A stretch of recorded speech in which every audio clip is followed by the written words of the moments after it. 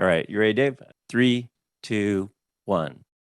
Hey, welcome back, everybody. Jeff Frick here, coming to you from the home studio for another episode of Work 20XX about the future of work, but the future of here. This is about work. It's not about the future of work anymore. And we're really excited because one of the themes that keeps coming up in all these conversations is moving more work to asynchronous. And you know, you can't assume that there's going to be somebody there to answer your tap on the shoulder because we're all distributed around the world in all different time zones. And so it really begs the question, what does rise to the standard of getting together? And the thing that comes up over and over is culture building and one-on-ones. And it just so happens I know a guy who's the grand master of the one-on-ones like nobody I know. And so I'm excited to reach out to him and get his take on this because he really knows what he's talking about. And it's Dave Montez joining us through the magic of the internet and the magic of WebEx. He is the Chief Audit Executive from PayPal. Dave, great to see you. Thanks for having me, Jeff. Appreciate being here. Oh, absolutely. So it's so bizarre because we've known each other, full disclosure, for years and years and years. And I remember a conversation we had, I don't know, it's been a while now, where you really kind of got into your philosophy about one-on-ones. And I remember you telling me the amount that you had, the frequency, and then and the amount of calendar time that you devoted to your team. And I had never really heard anyone to be so specific in devoting that much time to one-on-ones. So thank you for coming on and sharing your thought process. But before we get into the details, how did you get there? I'm curious how that started. That's not what they generally teach at business schools or in economics classes. Yeah, it's interesting. And it's actually a longer story of how I started my style of management leadership. It was contrary to what I do now. I started off as this A type, you'll do what I say, you'll do it on my schedule. If you don't, I'll run over you and I'll get it done. And that worked for 3 or 4, 5 years. They sort of teach you to be that way. And I found later on that was not a sustainable way of being. And so I flipped and started a different management style of more of a compassionate, caring, build people leadership. And in that process, I found that touching base with people was important. Like when we were back in the day when we had cubicles, I'd walk around the cubicles in the middle of the day and just check in on people and say, hey, how's it going? And the feedback I got was that, gosh, no other person at that manager level does that.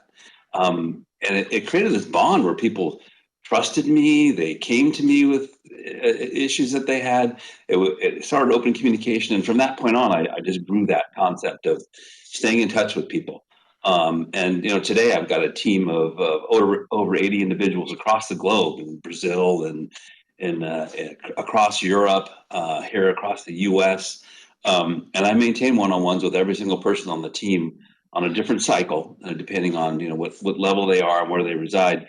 But at least on a quarterly basis, and some twice a week, and some on a monthly basis. Right. Well, but Dave, I'm curious because you chose that style, even though it wasn't your natural style. Probably, I would assume, because that was either what you presume was the cultural way to do it, or you're getting some signals. So, how did you make the change back in that same organization, or were you just completely wrong and just presuming that you had to be, kind of a jerk to get things done because you're looking around? Yeah, no, it was the environment that right out of college, first job that I had, that's exactly how they taught you to be. And I thought that's how you had to be that way for the rest of your career. And I wanted to be successful. And then I found that it was not sustainable. People didn't want to work for me. I would get things done, but I would chew people up in the process. And that's not that's not my personality. That's not who I am. Yeah, yeah. So now you're doing one-on-ones, and you're doing a lot of one-on-ones, and you gave us a little bit of a summary, but just to kind of formalize, you said you've got about 80 people, I think, on your team thereabouts. Yeah, And you 80 see plus. all of them at least once a quarter? Yes, yes. And I see many of them more frequently than that. I'd say the bulk of the people I meet are on a monthly basis, and then I have, my directs and their directs, and I see them on a weekly basis. And how many hours per day are you on one-on-ones on average, or say on a week, whatever's kind of just kind of a ballpark figure? Because I don't Yeah, think people really get the investment. yeah. I'd say 2.5 hours a minimum, and sometimes more than that. And it is a balance, and the benefit of that is that I work in all time zones. So I do Europe in the morning, Asia in the evening, and the US during the day. So the days sometimes can be long, but I have breaks in between, and I'll attend meetings, after dinner or something like that, as a one-on-one, or early in the morning, with Europe. So the time zones help quite a bit.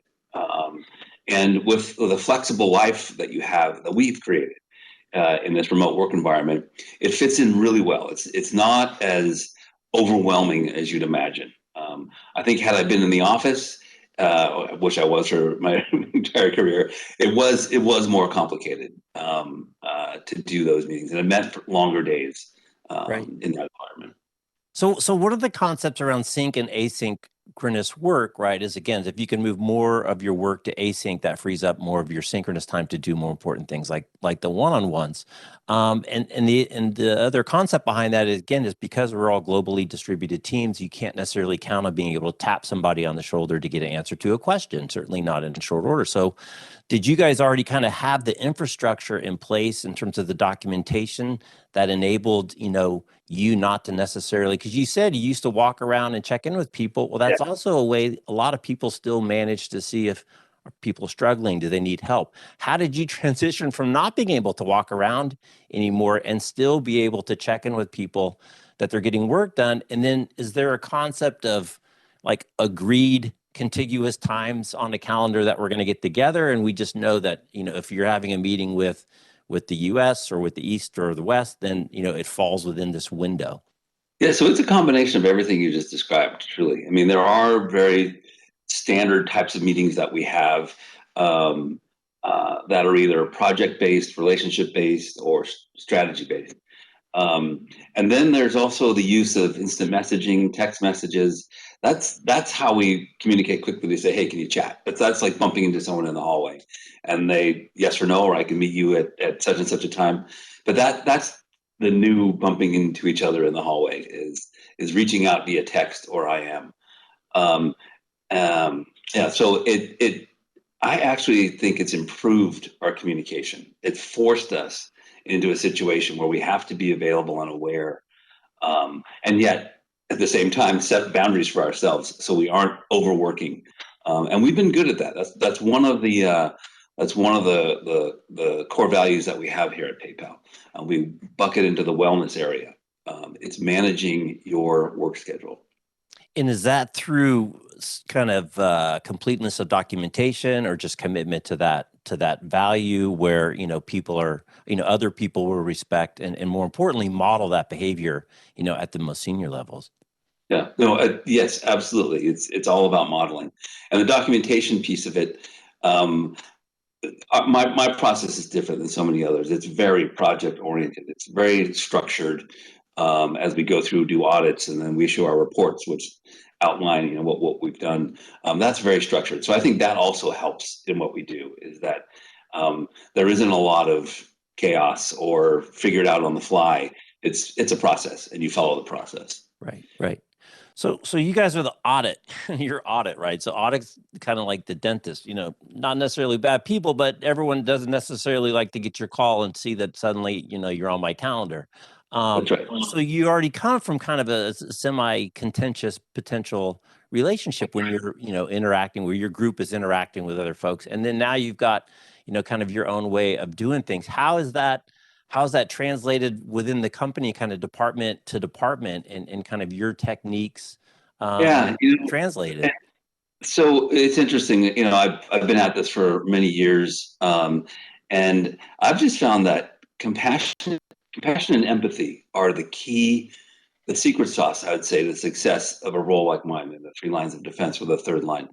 Um, we've built a reputation here at PayPal of being those people who understand the business, who understand the tension in the business, but have the duty to evaluate the strength of a control environment and report that to the audit committee. I report directly to the chair of the audit committee, and dotted line to our CFO. So I'm as independent as you can get. But we've built this relationship with people. They trust us. We trust them. And we are seen as a partner and also as a friend and we've proven it over time how we've helped business units move their agenda, their process along when they can't get necessarily the attention that they need. So we're a trusted group. And so it's not quite the same, I think, as you'd imagine with some auditor coming and saying, I'm going to poke around in your business. It's not like that. We are truly seen as a value add. Okay. So let's get into some of the specifics on the one-on-one. So, obviously don't share anything you don't want to share, but, kind of how do you structure them? You've done so many of them. What are some of the best practices? How much of it is a check-in on a status, and how much of it is, a little bit deeper? What's kind of your agenda? How do you work it? So what's interesting for me is during the pandemic, I learned a lot, things that I didn't know about people. And I have these one-on-ones. Really, my goal is to be personal. I want to know you. I want you to know me. I actually want you to know my family. And I hope you let me get to know your family. So I leave it up to the individual. In fact, I say, look, this meeting is yours. I'm not coming with an agenda. It's yours. Make it what you want. Some people have bullet points that they want to address. Others talk about their cat and or their dogs. So I leave it to them. But I did find that the most junior people on our team are struggle with these meetings. I show up and it's like pulling teeth with them because they're not used to having exposure to someone at the senior level. And I forget that. I forget I'm just me. That's all I am. I'm just the same as everyone else. And so over time with these people and repetitive meetings with them, it breaks down barriers and they begin to see that I mean what I say, that we're all equal here. I don't call my direct reports the leadership team. I call them my direct reports because I think whether you're right out of college or you've got 37 years of experience, our voice is equal. I want to hear what you have to say because you do have a vision. You do have an opinion. You have a view that I don't have. And you're going to help all of us. So I'm sort of getting off tangent on here, but these meetings are different to everybody. Sometimes they're tactical, sometimes they're merely social. Right, right. No, you're not off at all. What's interesting, and I don't know if you've seen any of the other segments, but one of the things that keeps coming up over and over is because as a manager, you can't necessarily walk around and use the same signals that you had before to know whether people are getting work done or struggling. Is that you need to create a safe space, a sense of belonging, so that they feel comfortable enough to actually be sitting with the big cheese and say, I'm struggling, or I need help, or I don't get this concept, which then, opens up risk taking and vulnerability. But if you let them do that, then you start to get the contributions from the whole team and you start to be much more problem solving. But it's a very different environment that you have to set up for people than because it's been brought up a few times, they might think you're tricking them, right? That you're setting them up to say, yeah, I need help. Oh, I guess you're on our bottom 10%. You're getting taken out. I can't tell you how many times I've heard sort of that from my team when they're new and they're going through the interview process and they hear about this compassionate engagement that we've created here in internal audit, which parts of the business have actually rolled out in training. And you wouldn't imagine that coming from an auditor, that level of we drive compassion. And so when new people come on, they say, I heard about this. I just thought it was, talk. And then they experience it and they're shocked to see that this is real. You can be yourself. You can come and you can open up and people will support you in the issues that you have. And people reach out to you when they know you're struggling. It's a community. It's a real, I call it the audit family. And we've built that. And people trust it and they trust one another. And when that happens, you can't believe the amount of communication that opens up at every possible level. And that's necessary in a global company, any company really, but especially in a global company with our structure. Right, right. So you've complimented Dan Shulman before as really being a key force to this. And Yeah. I was looking at your LinkedIn. You joined PayPal a couple years before the exit from eBay. Yeah. And so he was there since the beginning. And it's funny, you look up Dan, and he kind of has a Dan Shulman way. It's not even Oh, an yeah. HP way, but he's known for this. So I wonder if you can share a little bit about your experience with him, how he supports them, and how it's kind of his philosophy, your philosophy, and how that really permeates within the rest of PayPal. So PayPal was a very different company when I got here. I got here in 2012, and I think Dan got here in like 2014, right around there. It was a tough company, very siloed, and not a compassionate organization. When Dan came on, honestly, it changed everything. I mean, he's a compassionate human being. If you looked him up and talked about him, he's done amazing stuff, and he's made decisions, business decisions, based on his empathy for individuals or groups of people, and made huge business decisions. Um, and when he got here, he implemented his philosophy across this organization, changed his leadership. We attracted new leaders, and we have continued to attract new leaders that are empathetic, that are compassionate. And this whole company is this way. It's a really unique environment. In fact, I tell people who are new, if you're starting your career here, you're ruined because you're never going to work for a company as good as this. You just aren't. I know our core values are inclusion, innovation, collaboration, and wellness, and they aren't just words. We live every aspect of it. In every team, you go across this company, this is the way people are here. It's not just a philosophy; it's a way of life. That's great. So then I'm curious, you've kind of taken it to the next level, right? So one of the other themes we've been talking about for the last couple of years is COVID was this accelerant to things that were already in play, including remote work and distributed teams and doing like we're doing here today. But you mentioned before we turned the cameras on that you went ahead and made the next step, that you've decided to take your team fully remote. So I'm just curious to get your take as to kind of how did you come to that decision? What was the trigger? And how did you get to that? Because you have the option clearly, to go back or have some hybrid, or, I don't know what the official policies are, but, you made a decision to go fully remote. I wonder if you could share your thought process there. Well, I found that when the pandemic hit and our company, became a group of 60,000 individual offices, meaning people had just left, and we had to stand that up, that my team was all of a sudden became closer and tighter and more communicative and more efficient. And I realized that we've built a strong reputation here. People always are willing to meet with us, and we are more efficient working in this, what they call virtual flex here at PayPal. For us being fully remote, we're more efficient, especially 2.5 years into it now, where we understand how to manage our schedules. We understand how to communicate with one another. We execute. We've opened offices in China. We've closed offices in Russia. We've opened work in Ukraine. We've done all these things that are significant, and we've done it remotely. And we've been very successful at it. I've hired 40 people during the pandemic, either through backfill or through attrition or through additional headcount. Nearly 40 people, and they've all adopted our culture, and they've done it really well. And I've never met these people, but I know them virtually. I look forward to the day where I do get to meet them, but we've been a success in doing that. And it goes a long way to show that being remote can be extremely beneficial.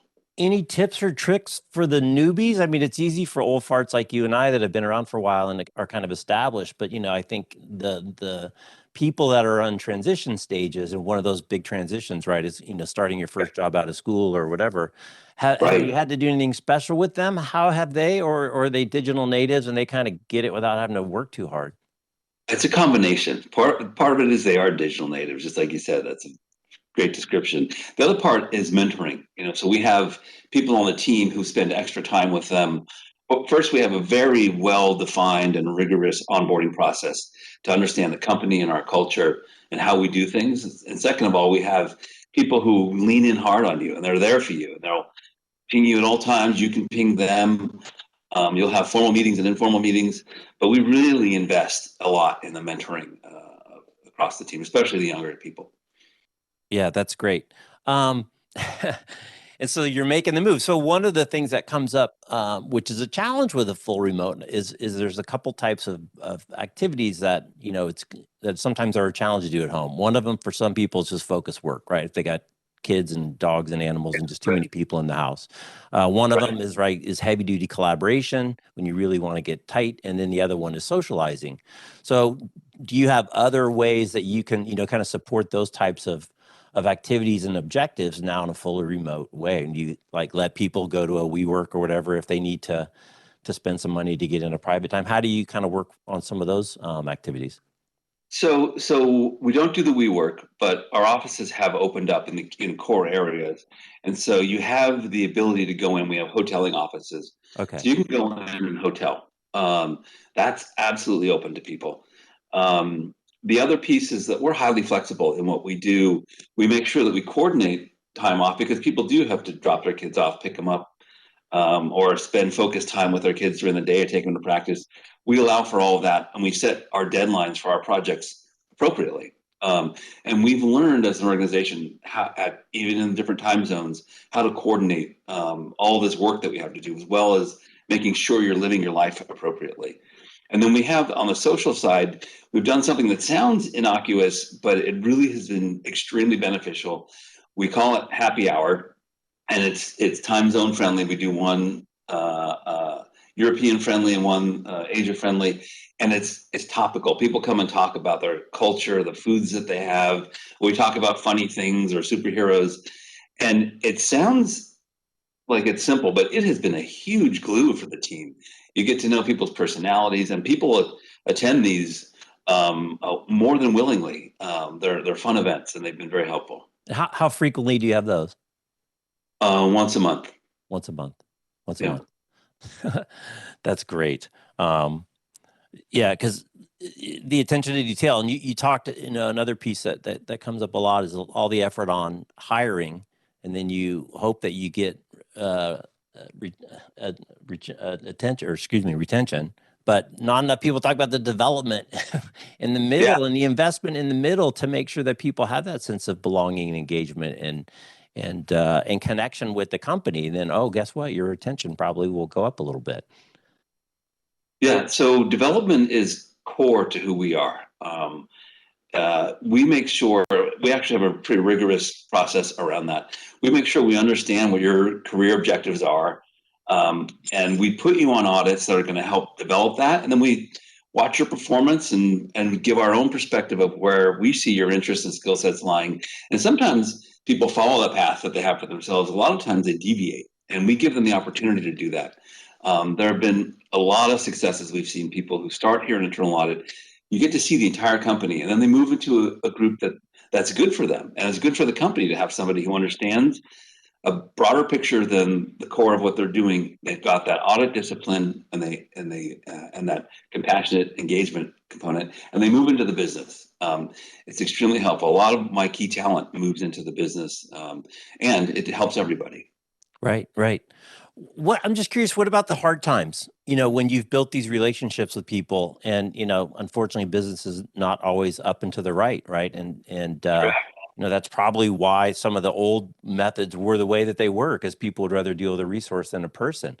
So has that been an additional challenge for you as you've had to face some difficult things Yeah. with people who their family and they know yours? Exactly. I've many times, and that's what weighs on me. And those are the things when people ask me about stress. Those by far are exponentially the most stressful things for me to deal with, especially when I know their families and I know where they stand. But at the end of the day, business is business, and we're here. We make it something that is fun, exciting, and engaging. But at the end of the day, we have to survive with the business, and we've had to make tough decisions in the past. Throughout my career, we've done that where we have to go through a restructuring or something like that, or somebody's just not performing, and you got to be real with them and be honest. And I think that's the compassionate side. So yes, we face that like anyone else, and those are difficult things to do, and we've done it. And recently, during the pandemic on this team, because not everybody can operate effectively in this environment, and you see that quickly. And sometimes it's best for them to move on. It'll bring them a different level of um, lower anxiety. Right, right. Well, that's the Netflix way, right? If it's not a good fit, they try to get rid of people quicker than slower. So, Dale, I want to give you the last word for managers that are maybe thinking about this and haven't really embraced it and don't really understand, or just think, oh my gosh, how can I possibly carve out this much time to meet with my directs and my extended team?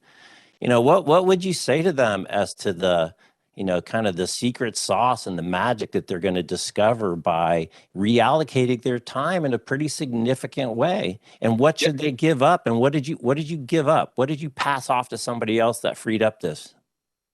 So I don't pass anything off. You got to be able to balance your own schedule. You really do. You got to understand, what's important for you in life. I mean, like anything else, it's sort of a return on investment. And for me, the level of trust, the level of commitment, the willingness to help others, the return is incredible. It really is. People are going to work harder. They're going to work smarter. They're going to do what they can to make this succeed. The investment is more than worth it. I think you may have been through this process yourself, Jeff. You'll be surprised how much people want this and how much it'll return for you in the quality of work and what's given to you by the individuals. Yeah, it seems so simple, right? But most of the really smart stuff is so simple. Yeah. And you get that because the other thing too, right, as a leader, the hardest information to get is bad information and negative information. And so if you don't let them tell you, you'll never find out. And by the time you find out, it's too late. And you're exactly right. And the flip side of that is if you're not telling individuals what you know, what you can tell them, they're going to make it up in their own head. And they could be entirely wrong, and that could be their reality. So that level of clarity is extremely beneficial. Great. Well, Dave, thank you. Thank you for your time today. It's been a treat. I've been looking forward to this. I really have a ton of respect and kind of the simple wisdom of your process. And I think we're hearing more and more that as more stuff moves to async, that the investment in time in your people just continues to be the most important thing you can do. Absolutely. All right. Well, thank you, Dave. And it is Friday, so have a great weekend. You too. All right. He's Dave. I'm Jeff. You're watching Work 20XX. Thanks for watching. We'll see you next time. That should be it. Clear. All right.